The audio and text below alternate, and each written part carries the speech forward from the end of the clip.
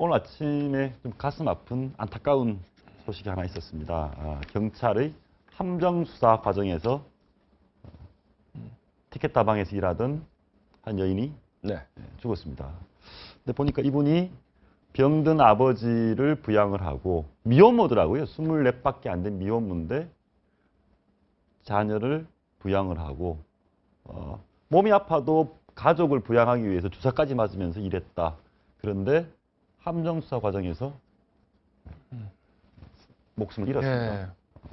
그러니까 저게 이제 경찰 입장에서는 저 동네가에서 티켓 다방 영업에 대한 신고가 뭐 인원이 많이 들어오니까 단속을 하긴 해야 되는데 예. 이게 성매매 같은 경우에 현장을 덮치지 않으면 어떻게 할 수가 없거든요. 거기다가 저 티켓 다방 같은 경우는 어떤 업소가 있어서 업소에서 하는 게 아니라 뭐 솔직히 말해서 전화를 받고 어떤 모텔을 손님이 기다리는 모텔로 가는 거기 때문에 단속 자체가 안 되잖아요. 그러니까 경찰이 손님을 가장해서 전화를 하고 그래서 이제 성매매 여성이 들어왔죠. 그러니까 성매매 시작 직전에 경찰이 나 경찰입니다라고 얘기를 한 거예요. 그러니까 단속을 예. 하려고.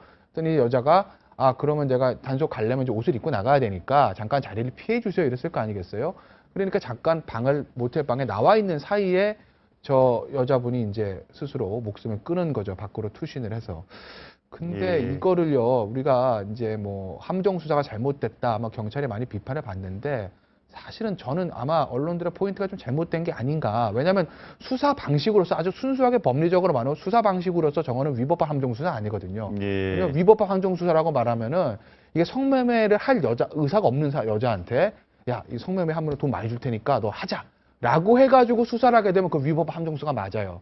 근데 저분은 원래 성매매 하시던 분이기 때문에 그 성매매 원래 하시던 분한테 한 거기 때문에 그거는 사실은 불법적 수사는 아닌데. 근데 이런 얘기는 있습니다. 그 당시에 왜 성매매, 또 여성이 성매매를 하는데 왜 여성 경찰이 가지 않았냐라는 부분도 있고요. 한번 보시겠습니다. 이게 2005년도 동아일보 기사입니다. 검찰이 수사 지침을 내렸습니다. 직접 성관계를 갖고 경찰이 지시를 합니다. 직접 성매매 매춘을 해서 증거를 갖고 확보해라. 이 부분은 법적으로 어떻게 됩니까?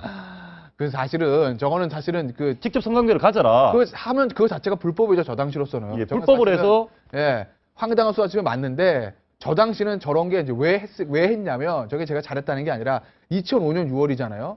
2005년 6월이면은 성매매 특별법이 시행된 한 1년 정도 됐을 때예요. 저 때는 검찰, 경찰, 특히 일선 경찰의 무슨 여성계나 아동 청소년계 형사들이 경찰들은 모두 성매매 단속에 투입되는 시절이거든요.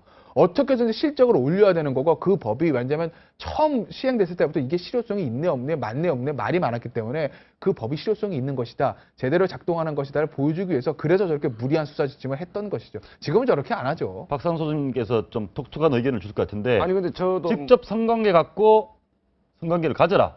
경찰이 직접 성관계를 가져라. 어떻게 생각하십니까? 요 밑에 검찰의 황당한 수사 지침 아닙니까? 저희가 이 제목은 동아일보 뽑은 거니까 그러니까 황당한 얘기죠. 왜냐하면 뭐 범인을 잡기 위해서 당신도 죄를 저질러도 된다는 얘기이기 때문에 실정법 위반하면서 범인을 잡아라는 얘기이기 때문에 그건 말이 안 되는 얘기 같고 저는 아쉬운 부분이 김태현 변호사 정리를 잘해 주셨는데 어쨌든 뭐 이렇게 함정 단속이 불가피하다면 여성을 대상으로 한 거 아닙니까? 그럼 아까 말씀하셨듯이 좀 여성 경찰들이 입회를 한다든지 아니 이게 무죄 추정의 원칙 아닙니까? 그러면 여성에 대한 배려 그다음에 이분에 대한 뭐 이런 것들이 좀 필요했지 않았냐 함정 단속이 불가피했다 하더라도 뭐 그런 부분이 아쉬운데 아까 말씀드렸듯이 죄가 없는 사람을 죄인으로 만들려는 건 아니기 때문에 뭐 이 부분은 좀 뭐 불가피하지 않았나 이렇게 봅니다. 불가피하지 않았다. 아까 제가 막 언론이 방향을 잘못 잡아서 말씀드린 건 뭐냐면 저거는 경찰이 함정 수사를 했네 안 했네 뭐 이런 부분에 포인트 둘 게 아니라 저 여자분이 왜 성매매를 할 수밖에 없었느냐는 거 우리가 조금 그런 좀 크게 볼 필요가 있다는 거죠. 왜냐하면 미혼모고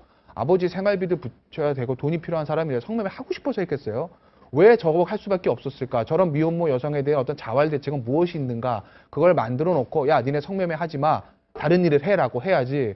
그 대책 없이 아무것도 할 게 없는데 저 여자분한테 나는 돈이 필요한데 성매매 한 거에 대해서 누가 돌을 던질 수 있겠어요? 그러니까 단순히 이게 법으로 단속할 문제가 아니라 대책을 만들어줘야죠. 그런데 저희 뭐 저분에 대해서 과도하게 옹호하기도 좀 어려운 구석이 있고 그리고 또 너무 안타까운 사연이긴 한데 사실 제가 미국 같은 경우는 그렇다고 하더라고요. 길거리에 새 차에 시동을 걸어놓고 가만히 두는 거죠. 지나가다가 새 차가 주인도 없네. 몰고 가면 그때 잡는다. 이런 식으로 함정 수사를 하거든요. 예를 들어서 이제 뭐 우리 연말 되면 소멸시기 특별단속하면 각 서로 할당이 되지 않습니까? 얼마 실적을 내야 되기 때문에 그럴 때는 일부러 안 잡고 있다가 연말에 몰아서 잡는 경우도 있고 뭐 이런 경우가 있는데 어쨌든 뭐 성과를 위해서 급조한다 이런 것은 안 되는 것이죠. 사실은 어쨌든 함정 단속이 수사기법상 마약 수사 같은 경우는 필요하다는 얘기 아닙니까? 필요하다. 마약 수사 같은 때문에, 경우는 사실은 네. 뭐 함정 수사 없으면 잡을 수가 잡을 없어요, 수가 없죠. 그러니까 내가 마약을 사겠다라고 인터넷에 올리면 누가 접촉을 해오고 이게 굉장히 점조직으로 돼 있기 때문에 그렇기 때문에 수사기법상 불가피한 측면이 있다. 그다음에 김 변호사님 정리를 오늘 너무 잘 해주시는데 기본적으로 이 여성분이 정말 안쓰럽죠. 그다음에 굉장히 동정과 연민이 가는데 요즘 뭐 복지 논쟁이 있지 않습니까? 예. 이런 분들이 정말 하지 않더라도 세모자법도 있었지 않습니까? 세모자법. 예. 그런 차원에서 좀 복지 정책이 이런 분들한테 햇볕이 좀 비춰져야 되는 거 아니냐. 그 구조를 없애는 것이 본질이지. 예. 함정 단속이 뭐 옳으냐 그러냐의 문제는 초점이 아니다. 하나만 더 물어보겠습니다. 아까 나왔던 검찰이 예를 들어서 경찰에게 예. 직접 성매매 해라. 정 갖고 와라 해서 경찰이 성매매를 했습니다. 예. 이 시키는 대로, 검찰이 시키는 대로. 예. 그런데 이 경찰은 그럼 죄가 없습니까? 원칙적으로 하면 법 위반인데 저게 어떤 직무상의 행위고 수사를 하기 위한 공무상의 행위니까 정당하게라고 봐가지고 위법성은 조각이 될 거예요. 위법성 없어진다. 예. 아니 그럼 기소권이 기소 독점주의 아닙니까? 검찰이 갖고 있는데 검찰이 지시해서 했는데 검찰이 기소 안 하면 뭐 재판이 안 알겠습니다. 되어지는 짧게 그 말씀 한번 들어보겠습니다. 세모녀법을 비롯해서 정말 생계가 막연해서 그렇죠. 성매매까지 몰릴 수밖에 없는 분들에게 지금 가장 시급한 거 어떤 게 있을까요? 아니 그러니까 우리 지금 복지 논쟁이 너무 추상적인 논쟁인데 실제로 미혼모에다가 뭐 미혼모. 예. 부모님도 거의 그 공사장 부양도 해야 일을 되고. 하다가 다치고 이런 측면에서 국가가 존재한 이유는 국민의 생명을 보호하는 것인데 벼랑 끝에 몰린 분들 아닙니까? 예. 일단 우선적으로 이런 분들이 좀 살 수 있도록 하는 구조를 만드는 것들이 중요하죠. 말해줘야 된다.